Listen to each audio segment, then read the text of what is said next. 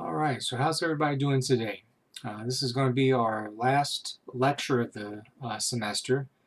Um, I'm still going to have our office hours on Wednesday from 5 until 6, so make sure you tune into our Open Lab site, which I have open on the screen right now, where I'll post an announcement for office hours and give you a link to the Google Hangout so that you can join me with any questions you might have as we get close to the end of the semester. So what I wanted to do today is to do some housekeeping stuff first, and then we'll talk about Cyberpunk. So the first things we need to go over have to do with everything that's coming due.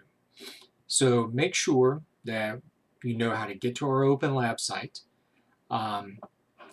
If we go over to the syllabus, you know that we have these major projects that you're getting grades for in the class. If you've been doing all the weekly summaries of the lectures and readings, 20% of your grade, check. You've done that. Now, occasionally I get students ask me, hey, have I done this particular summary from way back at the beginning of the semester? The best way to find out is for you to take matters into your own hands. You should be responsible for the work that you do and the grades that, the work that you want me to grade. So in order to find out if you need to do any more of these weekly summaries that you might have missed, it's very easy to find out. All you got to do is after you've logged into OpenLab, you see here in the upper right hand corner I'm logged in, go to our OpenLab site. You got the big robot guy here with this wounded human being in his hand. Mouse over where it says the title of our class at the top, ENG2420 E573 Science Fiction, and then click on Dashboard. Now on the dashboard, you don't have access to everything that you see right now because I'm the administrator of the site. But what you can check out is over here on Comments. You click on Comments. This will show you all the comments that that have been written in the class. And if you don't see your name like up at the top with like the number approved, you can look over here on the right hand side and type in your first name or whatever username you use or your City Tech email address. Any of those should pull up after you click on search comments, just your comments in the class. And you can see like here with Carl how many he has approved. We can scroll down, Savan, see how many he's got approved. So go through and make sure that you've done all the after class summaries of the lectures and readings, okay? So you do that, that's 20% of your grade. No problem, easy. So I'm gonna go back over to our site, go back to the syllabus. All right, class notes midterm, the next 20% of your grade. Well, we've already done that. We've already passed the midterm. You got all those notes. You should have already shown them to me, and I would have either checked it off when we were in class before the shutdown, or you send it to me afterwards. If you still didn't send those to me, and you've gone back to the video lectures and made notes, because that's one of the reasons I wanted to make all the lectures available online, even before I knew anything about what was going on with the coronavirus, was to make sure that for whatever reason, folks that couldn't do the notes as we were moving along with the class, that you could catch up. So if you want to get those points, you can still send me your notes from up until the midterm, and just look at the schedule to see what all that covers. And you can either scan your notes as a PDF, or you can simply just like take photos, like send me JPEGs, take a JPEG of each page, boom, boom, boom, boom, and then email those to me.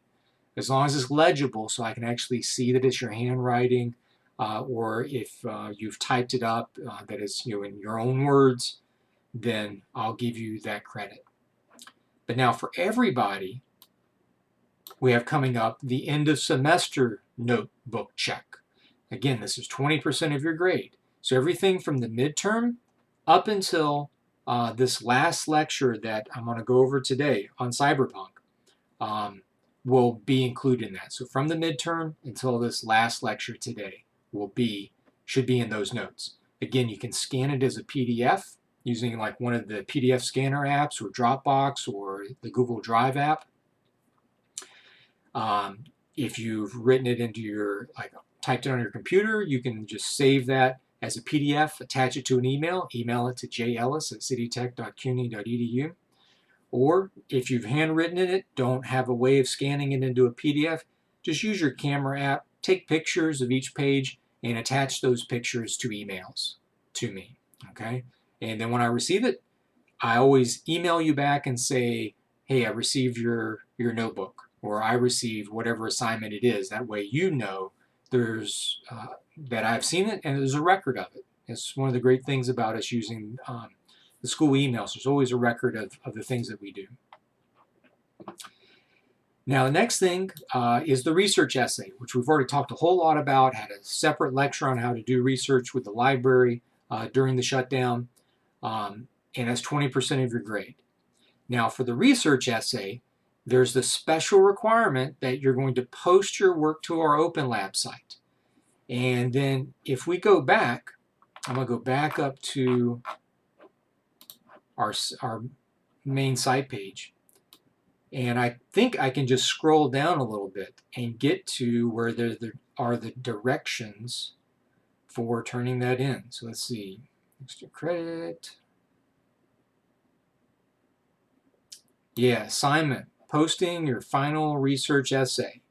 And so here I have a video lecture that goes over how to post it, but I also included down here screenshots with little captions and little arrows that show you exactly how to create a post, how to categorize your post as the student research essay, how to begin typing and copying, pasting your work from the essay that you're writing, say in Microsoft Word or Apple Pages or LibreOffice, wherever it might be, copy and paste it into your post, and then make sure you've read over it carefully. You got it following MLA format. And again, just as a reminder, if you're unsure about MLA, all you got to do is go to Google, type in Purdue, P-U-R-D-U-E,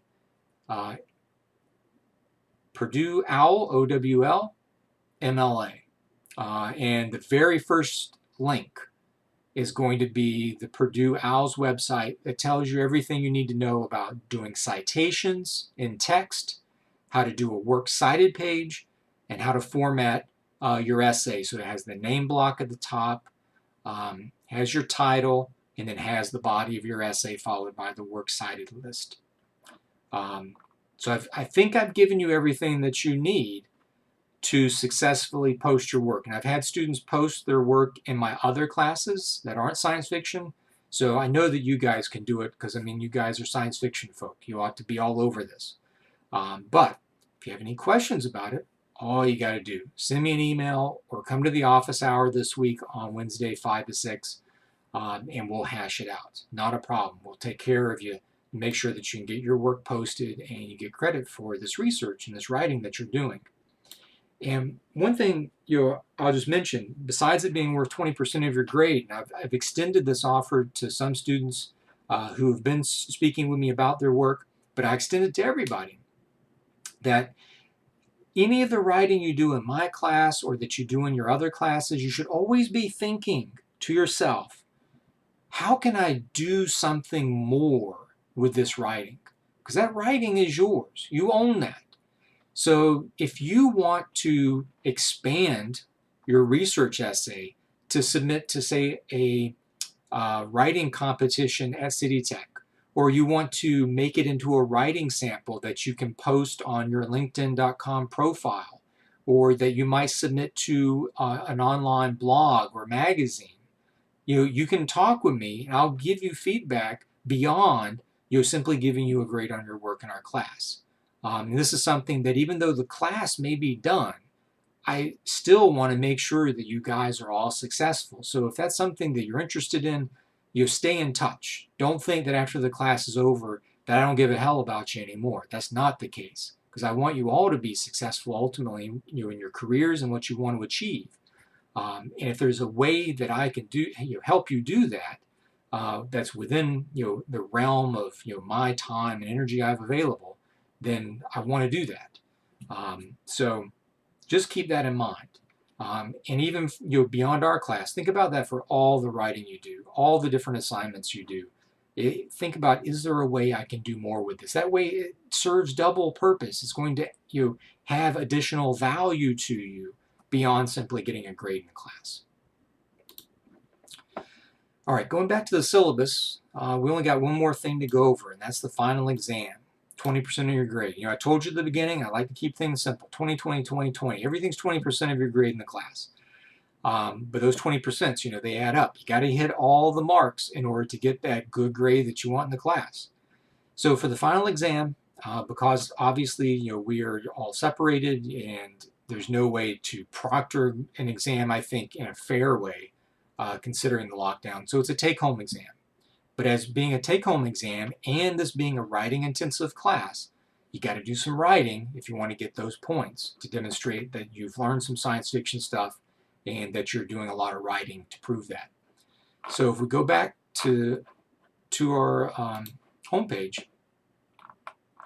you'll see that I posted the final exam as an assignment. It's the very first thing here right now, but it'll move down a couple slots after I post our lecture for today.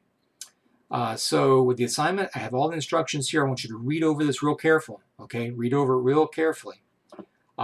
It's due, like everything else I've just talked about, by midnight at the end of the day on Wednesday, May 20th. So you got all of Wednesday, May 20th to finish everything. And then midnight that day, or we'll say 11:59 p.m., got to get everything turned in. Email it to me or post it here for your research essay. But now for the final exam, you're not going to be posting that on OpenLab because everybody needs to do their own work. I want you to email it to me directly. And I give you a couple of different ways you can do that. If you're more comfortable writing out your responses by hand, then just make sure that you write using something that's easy to read. I would say like a blue or black ink pen. Don't use pencil, because pencil is, when you start taking pictures of it, unless you monkey with the image, it may be hard for me to read. You want to make sure I can read it well, right? So that I can see that you wrote a response that covers the material and you get good marks on that. So I would recommend black or blue ink. You write it out on a piece of paper, and then you can either scan it into a PDF or take individual pictures, says JPEGs, and attach them to an email to me, jellis@cdtech.cuny.edu. When I receive your email, I will email you back saying, hey, I received your final exam. You're good to go. Now, the second way that you can do this is to simply type out your responses, like in Microsoft Word, Apple Pages, LibreOffice, any word processor. And then I would recommend that you export it. I say here a Word docx file. That's fine. You could also just export it as a PDF.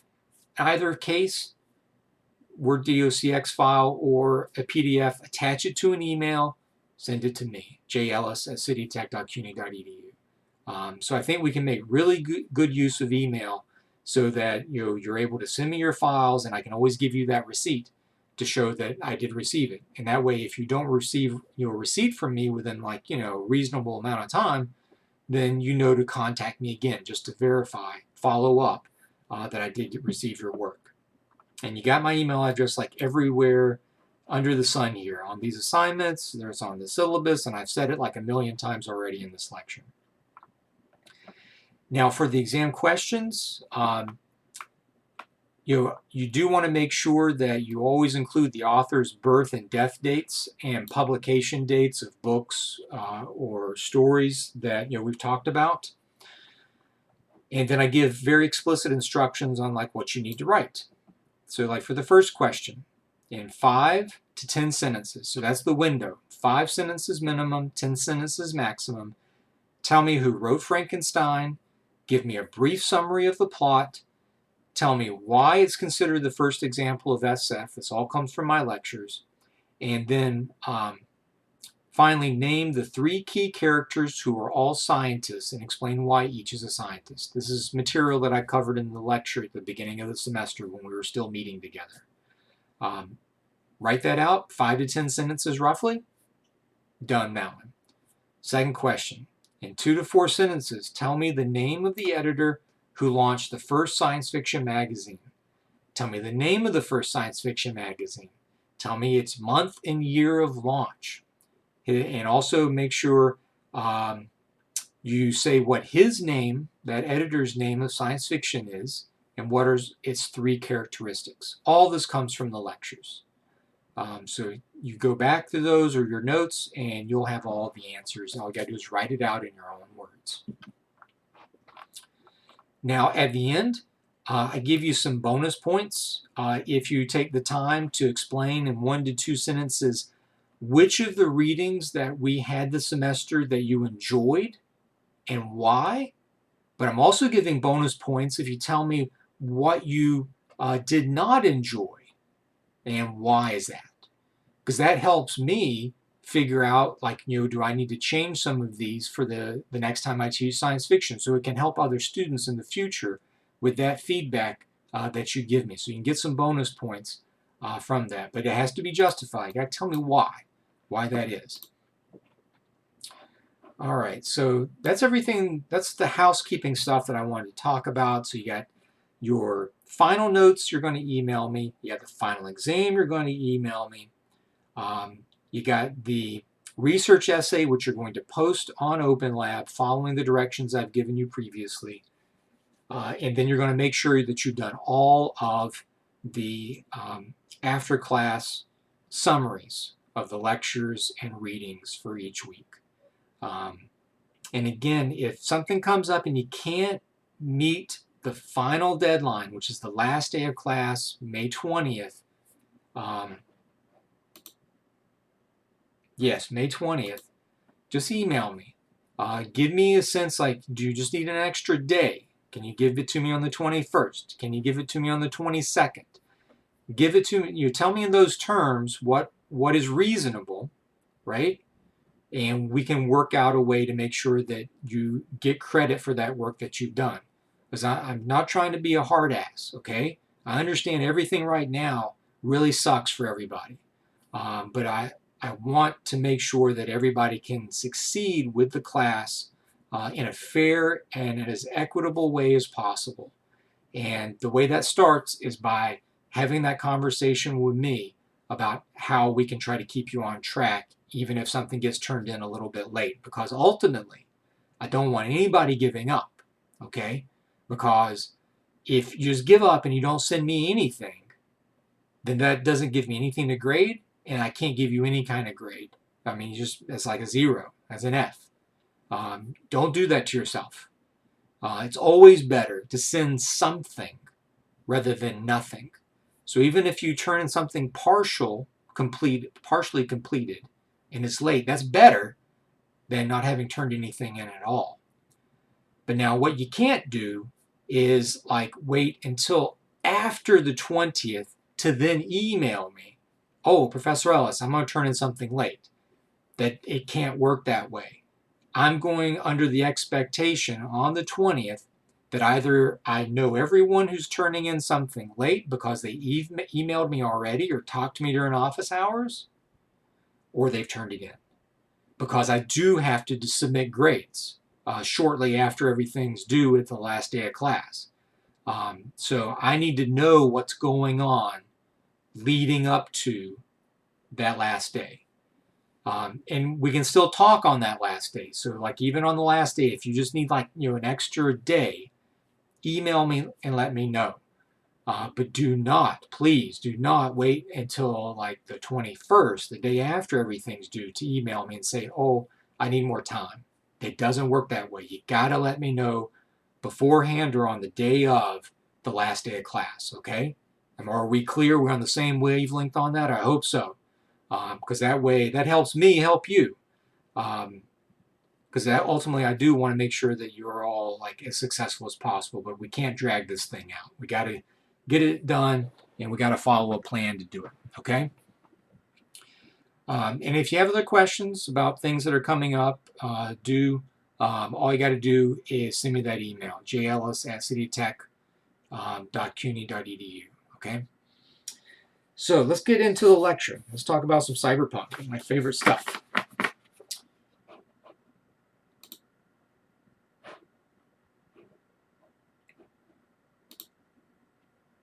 All right, so cyberpunk, and again, I apologize for last week's lecture getting cut off on the side. Because I'm using a computer all the time now, I decided to invest in a better video card and this big ass monitor, which has higher resolution, and I didn't think to change OBS Studio for the new resolution, so it truncated some stuff. But I think for the most part, everything you could figure out like what was missing because of what I was saying. So you didn't miss anything like super important. And like with pictures and whatnot, remember you can always look up that stuff through Wikipedia or other. You're just doing Google search, Google image search if you want to like see faces to place with these names, because I think that's one of the reasons why I do want to show you some of the people we're talking about, because I know that helps people remember, the topics and the names of the stories, if you can associate it with a real person, because human beings are really keyed in to recognizing people and having that be a part of our memory. So I do try to incorporate that as much as possible. So Cyberpunk.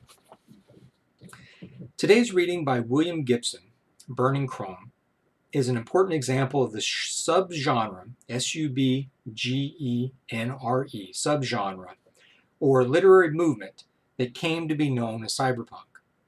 Consider these relationships. The Golden Age responds to the pulp era. The New Wave and feminist SF responds to the Golden Age.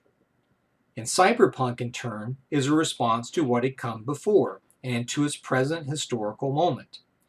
It carried the trace of science fiction in its themes, tropes, and images, but it reworked SF as a response to its historical and cultural moment, just as the previous SF eras had done.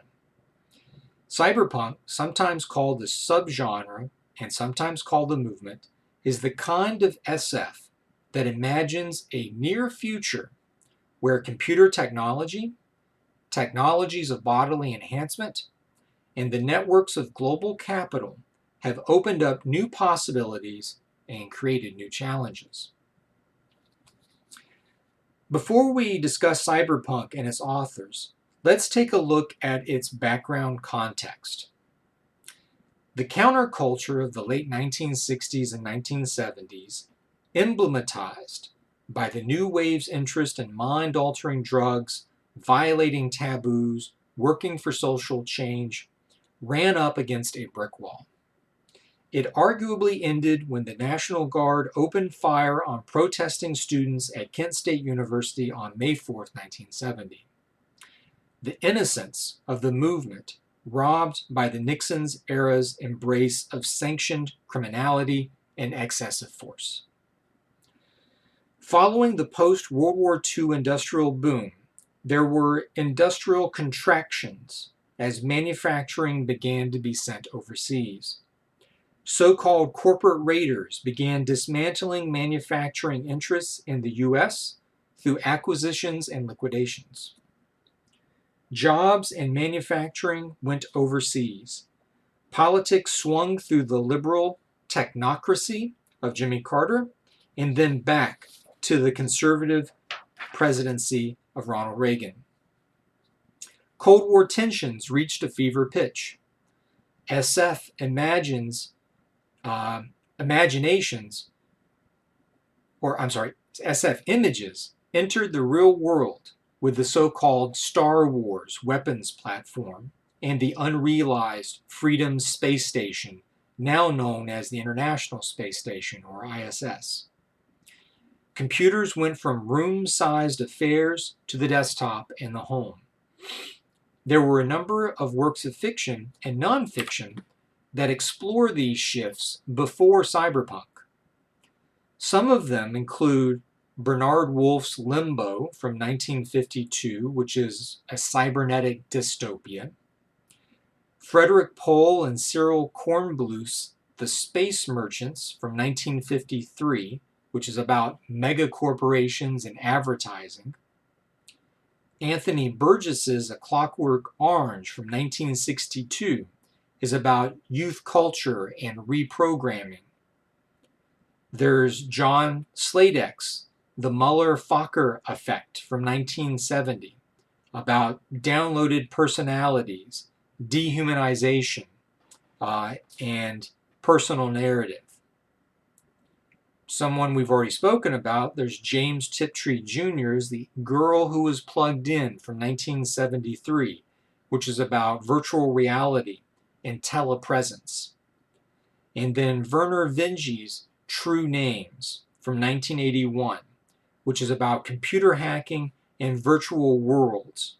And it reads a lot like playing World of Warcraft on supercharged, highly illegal computing hardware. Now, some of the nonfiction includes Alvin Toffler, who wrote several influential works, including Future Shock from 1970, that is about, quote, too much change in too short of a period of time, end quote. And another book called The Third Wave in 1980.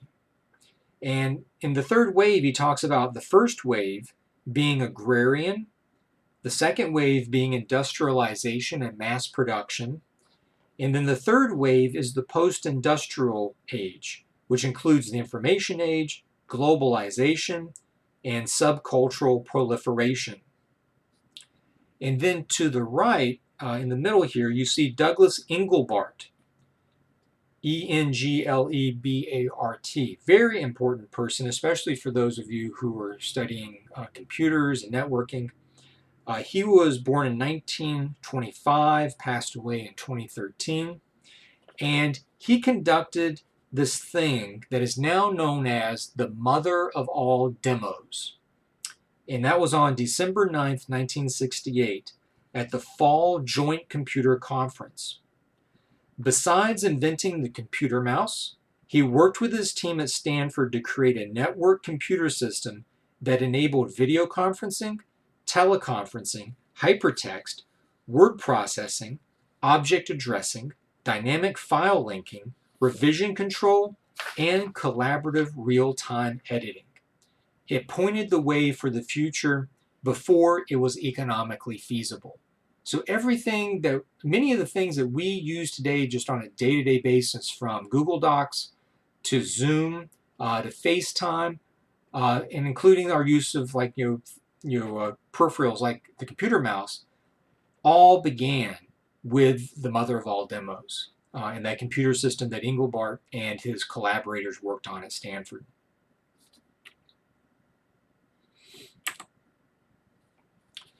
Now, it's important to know about the origins of the term cyberpunk. The term was coined by Bruce Bethke, B-E-T-H-K-E, as the title of his story Cyberpunk, published in Amazing Stories 1983. He tells us, quote, "The invention of the C word was a conscious and deliberate act of creation on my part. I wrote the story in the early spring of 1980, and from the very first draft, it was titled Cyberpunk. In calling it that, I was actively trying to invent a new term that grokked." Grokked is a term, if you think back to when I talked about Robert Heinlein, grokking is like the total understanding of an idea or a term.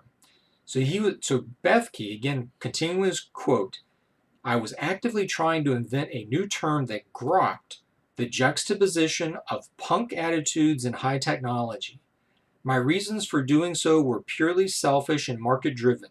I wanted to give my story a snappy one-word title that editors would remember. How did I actually create the word? The way any new word comes into being, I guess, through synthesis. I took a handful of roots, cyber, techno, etc., mixed them up with a bunch of terms for socially misdirected youth, and tried out the various combinations until one just plain sounded right. End quote. Let's break down Bethke's cyberpunk term.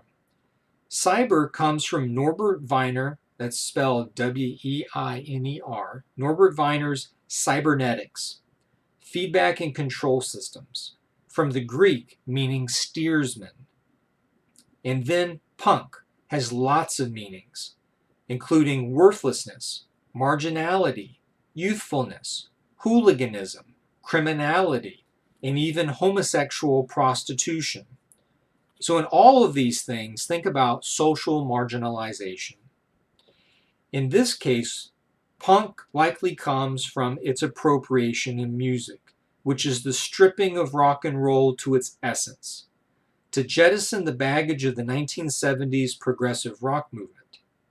Cyberpunk was meant to return SF to its pre-new wave essence.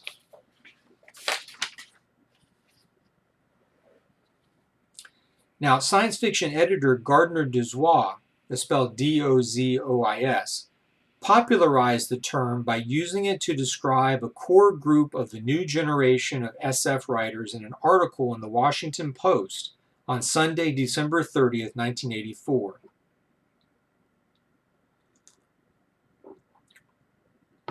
He wrote, quote, "Not all of these writers are of the same aesthetic school or movement by any means. Many of them don't even much like each other's work. About the closest thing here to a self-willed aesthetic school would be the purveyors of bizarre, hard-edged, high-tech stuff, who have on occasion been referred to as cyberpunks. Bruce Sterling, William Gibson, Louis Shiner, Pat Cadigan, Greg Bear. Nevertheless, they are the 80s generation in SF, or part of it. And whether they like it or not, the similarities in goals and aesthetics between them are much stronger and more noticeable than the admittedly real differences. For one thing, they are all ambitious writers, not satisfied to keep turning out the same old stuff. Once again, it is a time for literary risk-taking, and once again, those who take them are admirable, and that makes it an exciting time for SF as a genre." End quote. Now, the SF writer Norman Spinrad argued for a different term in his May 1986 essay, The Neuromantics, spelled Neuromantics, and he published this May 1986 essay in Isaac Asimov's Science Fiction magazine. Notably, Gardner Dozois was the editor at the time. Now, Spinrad saw, I believe correctly, that the romance component of Gibson's triple pun for his 1984 novel Neuromancer, neuro meaning brain, nervous system, necromancer, one who conjures the dead, and new romancer, N-E-W space R-O-M-A-N-C-E-R, a new romance, challenge to the hard science by exploring what it means to be human in a post-industrial world. So all these things point toward the fact that the romantic humanistic impulse is combined with the scientific revolution's emphasis on science and technology. But that term that Spinrad came up with, neuromantics, didn't really stick. So characteristics. What are the characteristics of cyberpunk science fiction? There are 5 of them. Near future, interfaces, networks, surfaces, and punk sensibilities. Elaborated, these 5 characteristics are: 1. Stories about the near future. 2. Interfaces. These interfaces might be body and machine, brain and computer, or emblematized by the image of the cyborg. A cyborg is a being that is part biological and part computer, part machine. But more broadly, a cyborg can be any animal or any living being whose existence is mediated by technology. So you could say in the broadest sense of the term, someone who wears glasses or contact lenses in order to see, the lens mediates your existence with the world. You become a cyborg. If we want to be a little more strict about it, if we think about our current situation with COVID-19, because we're using computers to, in a sense, communicate with one another, the computer in a huge way, including smartphones and software, etc., is mediating our existence with others, hence making us cyborgs. So the third characteristic, networks. This includes networks of global capital, that means like money, information, political networks, also interpersonal networks, meaning the connections between individuals. But what we see are the political networks growing stronger, but interpersonal networks between people become weaker or more difficult to realize. Fourth is surfaces. We know characters by their name, what they do, what they buy, the performance of their identity, who they work with, networks again. But mirror shades are, in a sense, serve as a metaphor to hide us from the eyes, the windows to the soul. Most of the characters want connections to others and to break through these surfaces, but post-industrial culture largely sabotages these efforts. Think back to the lecture on Delaney. If you don't have the language to think or conceptualize something, how can you express it or even think that lack you feel is realizable? And the number 5, punk sensibilities, including the challenge to authority and hard-boiled prose. That means tell the story straight without the experimentation of the new wave. Now, Cyberpunk describes what's been called the postmodern condition. And in fact, William Gibson's fiction in particular has been discussed by the postmodern and Marxist theorist here, Frederick Jameson. Jameson sees Gibson's Neuromancer as emblematic of postmodernism because the global networks of capital are shown to penetrate all aspects of life and identity and create a new human condition. The postmodern condition includes 1, weakening of historicity. History becomes seen as styles, which leads to history being commoditized and consumed. A result of this is the pastiche, P-A-S-T-I-C-H-E, pastiche, or parody without politics. Though some theorists such as Linda Hutcheon, H-U-T-C-H-E-O-N, disagrees and sees pastiche as a political act. There's disagreement amongst theorists. In the case of Cyberpunk, it creates a pastiche of noir, N-O-I-R, a genre of crime fiction characterized by cynicism, fatalism, and moral ambiguity.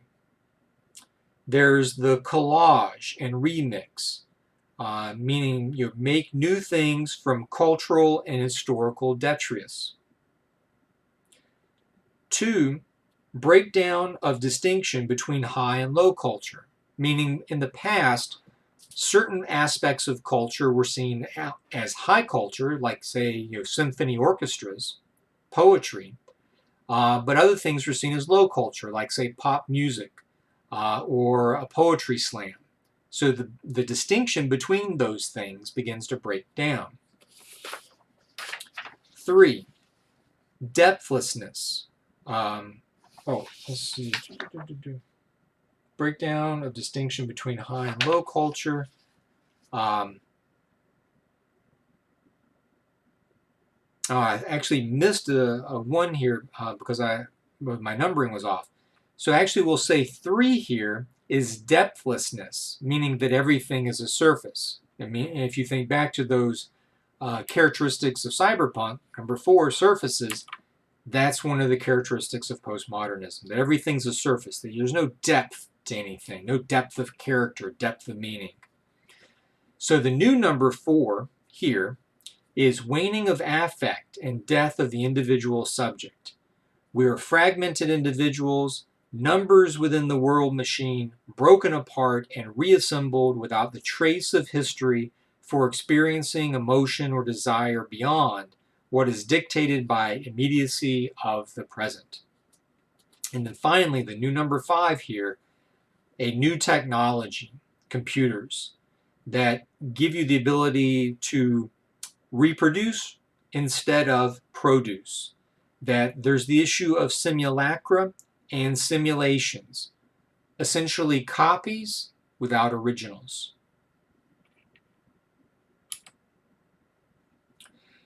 Now, I've already been talking about William Gibson, but let's get into some more detail about his life and also some characteristics of his work.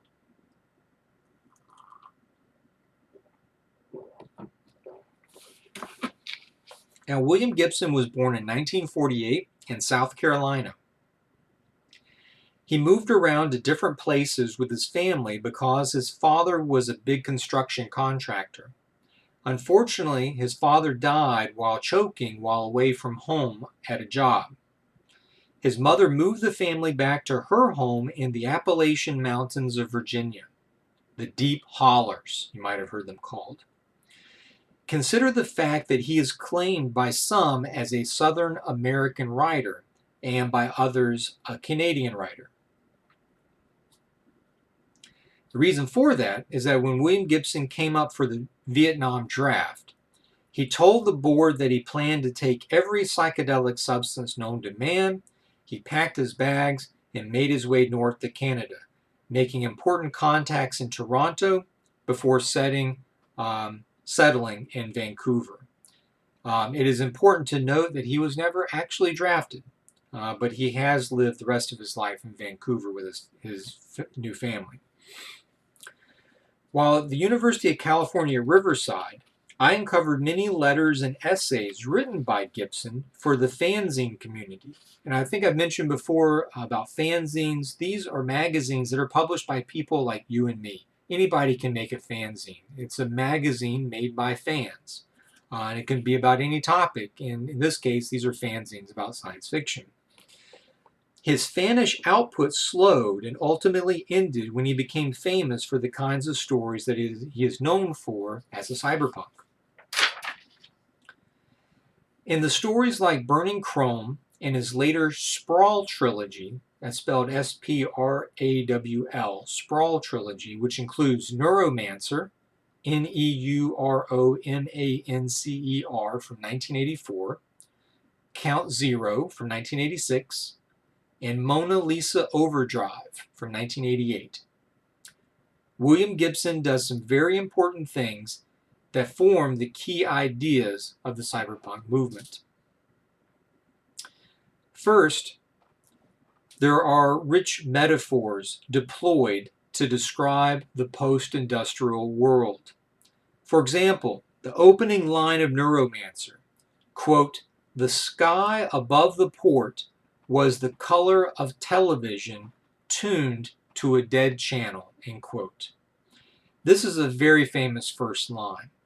This techno sky is above a port, a place where people and goods enter and leave. It is an interface between one place and another. Above it, we see the unnatural image of the sky, technologized, scrambled. Now it's something hidden in the age of digital HD TV.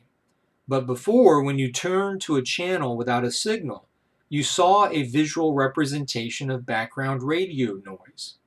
A dead channel implies no communication or the breakdown of communication, implying there is too much noise for the passage through the port or interfaces. We also know that William Gibson was a fan of Philip K. Dick. Around the time that Burning Chrome was published in Omni magazine, Gibson wrote an obituary for Dick in the zine called Wing Window from Seattle. And this obituary was titled "Some Blues for Horse Lover Fat." Horse Lover Fat is Dick's alter ego in his novel Valis, V-A-L-I-S. a book that many of Gibson's readers at the time had likely read or knew about. Valis ends with Horse Lover Fat going in search of answers to the 2374 event. But the character, Phil Dick, Phil, Phil Dick, stays at home watching TV looking for answers there. The idea of the TV as an interface offering answers and describing the desire for connection is, I believe, something that Gibson continues from Dick's late fiction. So we have a direct inspiration here from the New Wave. Second, Gibson coins the term cyberspace. It is mentioned as early as 1982 in reference to a computer deck in Burning Chrome, but he defines in 1984 in Neuromancer what it is. The anti-hero case is watching an educational children's program on what? TV again. And the narration says, quote, cyberspace, a consensual hallucination experienced daily by billions of legitimate operators in every nation by children being taught mathematical concepts. A graphical representation of data abstracted from the banks of every computer in the human system. Unthinkable complexity. Lines of light ranged in the non-space of the mind, clusters and constellations of data, like city lights receding, end quote. The term and its non-place get taken up by popular culture. Issues of phenomenology and ontology from Philip K. Dick are carried over into the post-industrial world. Third, Gibson writes that, quote, the street finds its own uses for things, end quote. This is a recurring phrase in his fiction that means that technology might be designed for one purpose, but human beings can find new uses for these technologies. It also reflects the fact that people are no longer makers, but instead consumers. They buy tools and labels from the big corporations. Fourth, we are all cyborgs because the networks of technology, power, and capital, our lives are mediated by these technologies. The networks of capital get so big and complex that they spawn the artificial intelligences that we encounter in many of his stories. And then finally, fifth, Gibson is credited as observing, quote, the future has arrived, it's just not evenly distributed yet. Meaning, in concrete terms, the future we imagine arrives earlier for some than others. And in some cases, does the future arrive at all? I want to share two interesting anecdotes with you.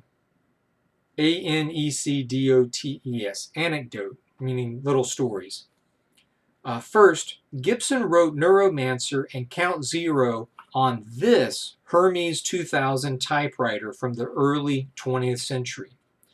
Its keys are made out of celluloid, the same kind of material that used to be used for film projection reels, which means that they occasionally caught fire if his cigarette ash fell on the keys. Gibson admits that he had never used a computer before writing his cyberpunk stories. The inspiration for the cyberspace deck comes from a bus stop ad for the Apple IIc, seen in the other two images. He thought that was the whole computer. He didn't realize that it needed a separate monitor. However, the Apple IIc wasn't released until April 24, 1984, only 2 months before Neuromancer was published. This means that Gibson is likely mistaken about the inspiration being an Apple IIc, but there were other portable computers such as the Compaq Portable from January 1983 and the Commodore SX64 followed in 1984. So we're not really sure what Gibson based his idea on the cyber deck on, but it suffices to say that Gibson did not know anything about computers beyond what he'd experienced in SF and other readings. He did not have first-hand experience of computers, and it is perhaps his not knowing computers that allowed him to imagine cyberspace. The second thing, which unfortunately because I can't be on campus, I don't have access to all my computer paraphernalia that I have in the City Tech Retro Computing Museum. But one of the things I like to share with students is a floppy disk that I have. And this has to do with the Sprawl trilogy became one of the first ebooks ever commercially available. They were released on a single floppy disk, a 3.5-inch floppy disk, by the Voyager company.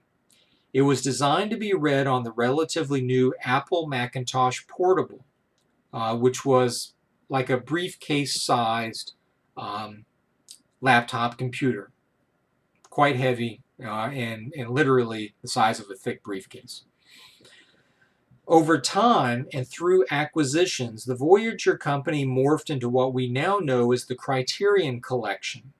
Like the Criterion Collection DVDs and Blu-ray discs, Voyager wanted to add value to the books through technology and special features.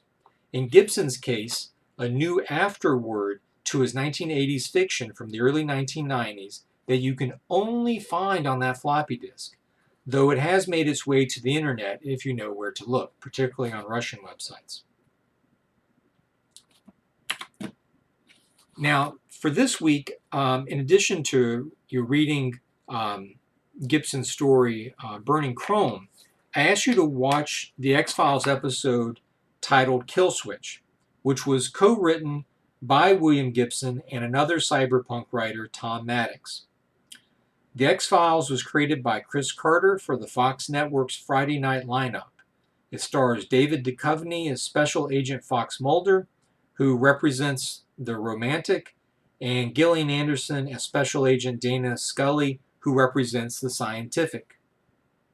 It was originally on the air from 1993 to 2002 for 9 seasons, but the story has continued in 2 films, Fight the Future in 1998 and I Want to Believe in 2008, and then in 2 television revivals. Its central story follows Mulder and Scully, who investigate the so-called X-Files, cases that are too strange or weird to be taken seriously by the FBI. There is an overarching mythos of alien colonization facilitated by the duplicitous shadow government known as the Syndicate. Its popularity led to 2 spin-off shows, Millennium and The Lone Gunmen. The Lone Gunmen are these 3 fellows in the middle here that were in the Kill Switch episode. Kill Switch is what we call a Monster of the Week episode, which means that its story is self-contained and not contributory to the overarching X-Files mythos. It is a cyberpunk story that features goths and artificial intelligence and transcendence of the body by digitizing the human mind. It aired on February 15th, 1998, which is 16 years after Burning Chrome was published and 14 years after Neuromancer. Just to return back to the reading for today's class, which was William Gibson's Burning Chrome, is a short story originally published in Omni magazine in July 1982. And some of the things that you should hit on in your notes is who are the main characters. We have Bobby Quine, who serves as, in a sense, the hacker, the cyberspace cowboy in the story. You have his hardware guy, Automatic Jack, who's a cyborg. You have this girl that Bobby likes named Ricky, and how she's trying to acquire these Zeiss Icon lenses, essentially, cyborg technological implants for her eyes that will enable her to, in a sense, try to be a celebrity in this world with them. And what she's essentially doing in order to get the money to acquire these Zeiss Icon lenses is selling her body as a meat puppet. Essentially, she has a technological cutoff switch implanted in her neurological system so that she doesn't feel what people pay to do to her body in this place called the House of Blue Lights that's owned by this person, Chrome. Well, Bobby thinks that if he makes this really big heist by stealing Chrome's money from the House of Blue Lights and destroying it, so Chrome will not be able to come after him, that he can take that money and help Ricky, get these Zeiss Icon lenses that she wants, that she desires. And so he sets in motion, with the help of Automatic Jack, a plan to pull off this heist. And you think about a heist story, like Ocean's 11, for example. These have their roots in noir detective type stories, mystery stories. And William Gibson and other in the Cyberpunks, you were trying to, in a sense, recreate noir in science fiction as a way to return to some of its own roots and recover some of that past with new stories that were imbued with the technology and these shifts and changes in our culture today, reflected into these imagined near futures of the cyberpunk stories. Now, I did want to also mention two other cyberpunk writers who I'd like you to be familiar with. They are Bruce Sterling and Pat Cadigan. Bruce Sterling was born in 1954 in Texas, but he currently lives in Italy. There are 5 things that I'd like you to know about his contributions to science fiction. First, he wrote the Shaper Mechanist stories. These are collected in Schismatrix, spelled Schismatrix, from 1985, and Crystal Express from 1989. He imagined a near future in which there would be 2 mutually exclusive approaches to human augmentation. The Shapers prefer biological interventions, and the Mechanists prefer technological interventions.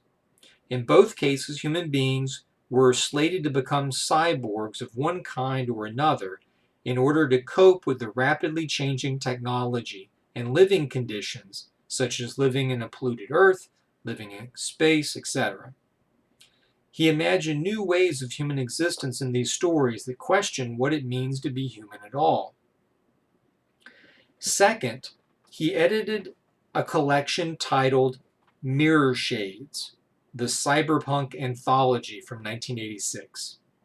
Sterling was the great popularizer and promoter of cyberpunk.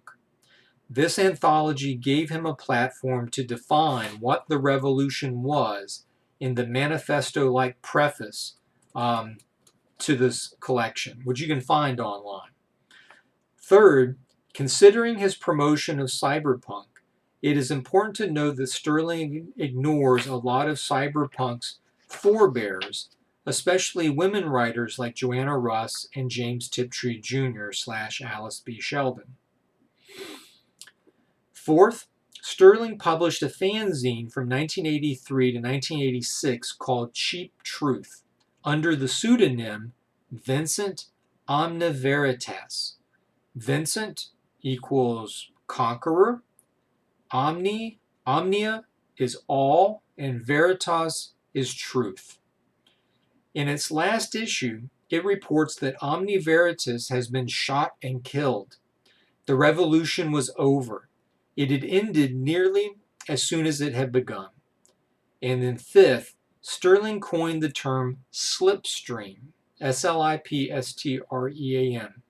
Slipstream describes speculative fiction stories that are ambiguously between science fiction, fantasy, and mainstream literature. Now, Pat Cadigan, she was born in 1953 in New York. She studied in the U.S. in Massachusetts and Kansas, and she now lives in London. Unlike the other cyberpunks, she studied literature and SF to some extent. She studied with James Gunn, Gunn, one of the early innovators who argued for the study and teaching of science fiction in higher education at the University of Kansas. Because Cadigan's fiction doesn't posit a conceptual breakthrough or paradigmatic